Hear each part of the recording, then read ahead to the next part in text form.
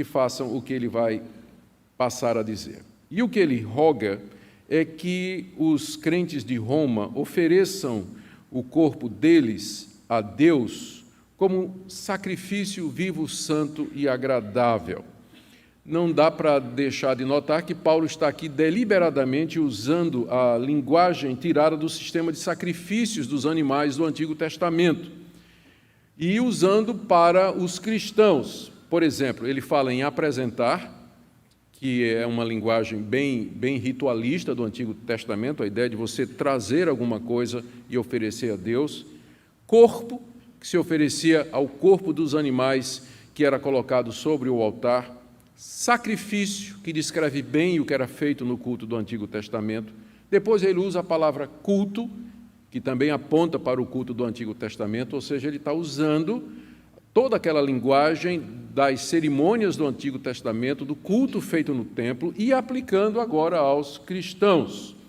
Os animais eram para ser trazidos sem defeito pelo sacerdote e mortos ali no altar. Depois, algumas partes do animal eram colocadas sobre o altar e eram consumidas totalmente pelo fogo. E aquela fumaça das partes queimadas subia até Deus, simbolicamente falando, que sentia o aroma e era um aroma suave a Deus. Assim era feito o culto no templo do Antigo Testamento. Agora, Paulo usa essa figura e, em contraste, diz que os crentes devem apresentar o seu corpo a Deus como sacrifício. A diferença é que os cristãos não oferecem mais sacrifícios, mas aqui, na linguagem de Paulo, eles são o sacrifício. Em vez de trazer animais, eles tinham que se oferecer a Deus como sacrifício. E Paulo usa corpo, não é? Apresentem o corpo de vocês, porque corpo aqui significa a pessoa inteira, inclui coração, mente, vontade, consciência, enfim, tudo que nós somos, toda a nossa personalidade. Como nós já dissemos também, o verbo apresentar é o mesmo verbo que era usado para o ato do sacerdote trazer diante de Deus o animal ali no altar, significando uma entrega completa, absoluta. Ou seja, o paralelo é esse: da mesma forma que os animais eram apresentados para serem mortos e completamente consumidos no altar, assim também o cristão deve se entregar a Deus, completamente, sem reservas, voluntariamente. E essa apresentação, Paulo diz aqui, é um sacrifício vivo, porque o cristão não precisa ser sacrificado. Cristo Jesus já fez isso por ele.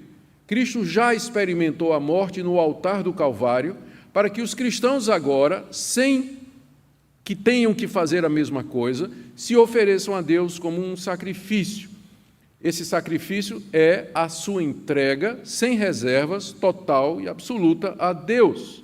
Significa viver uma vida numa atitude de entrega, submissão e de total renúncia, como alguém que está sempre disposto, se necessário for, a dar, inclusive, a sua vida pela glória de Deus. É por isso que é chamado sacrifício vivo. É isso que o cristão é.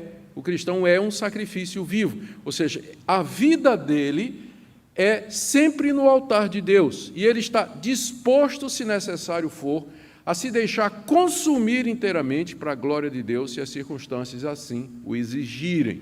É nesse sentido que é um sacrifício vivo e santo, porque, uma vez santificados pelo sangue de Jesus, purificados pelo sangue de Jesus, também nós somos, igual àquela fumaça, agradáveis a Deus. O nosso sacrifício sobe a Deus em aroma agradável.